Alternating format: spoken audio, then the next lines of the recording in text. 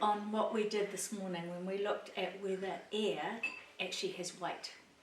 So we know that when air can move all around us, it has no weight. However, if we compress it, or if we put it into a container or in something that is going to keep all the air together, it actually has weight. So I'm going to compress some air into this balloon.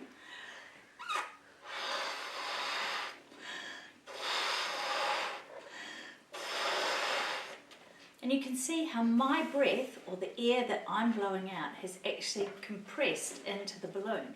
And that's what gives it its pressure, and that's what gives it its force, and also its weight. So you know too that if I let this go, you know what's going to happen, because we did that with our water balloon.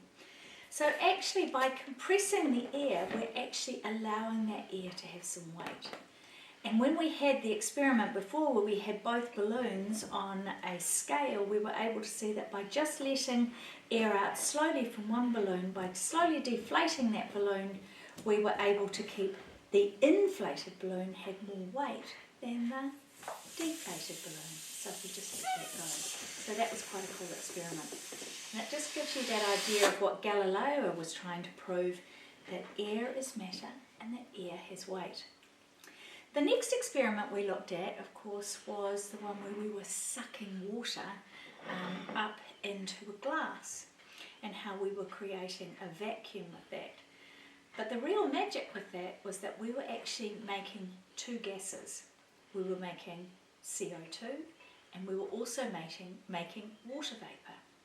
And what that was doing was sucking the water up and pushing the air pressure on either side down. So let's have a look at that experiment again. Remember, what we're going to do is we're going to light the bottom, and we're going to ask our parents to help us. And the reason we're doing that is that we actually want our candle to be able to stay on our plate. So you can see I've got a wee plate here, and this plate is good because it's actually got a ridge on it, which will mean that I can actually pour the liquid in here.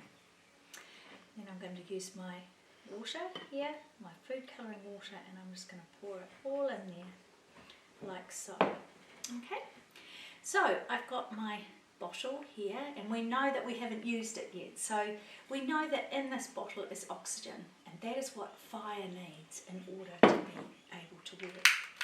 So we're going to light this.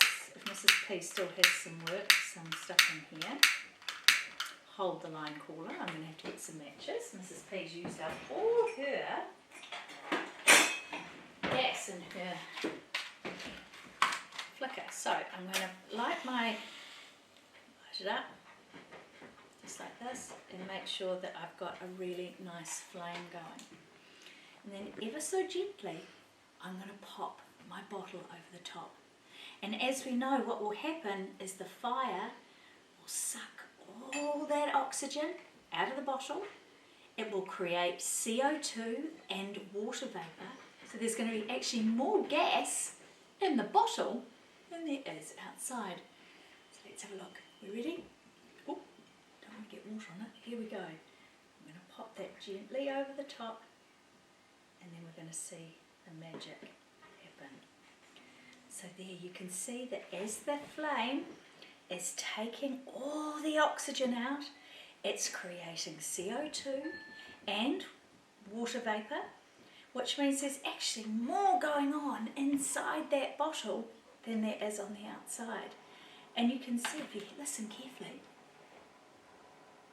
can you hear the bubbles coming in? As it's sucking all the water up into the bottle. And it's still sucking it away. So now, in this bottle we have two gases. We have CO2 and water vapour. There's lots going on in here, which is causing the air pressure out here to drop, because there's actually more inside the bottle. So I hope you enjoyed that one. I really enjoyed that one. I think it's quite a fun one.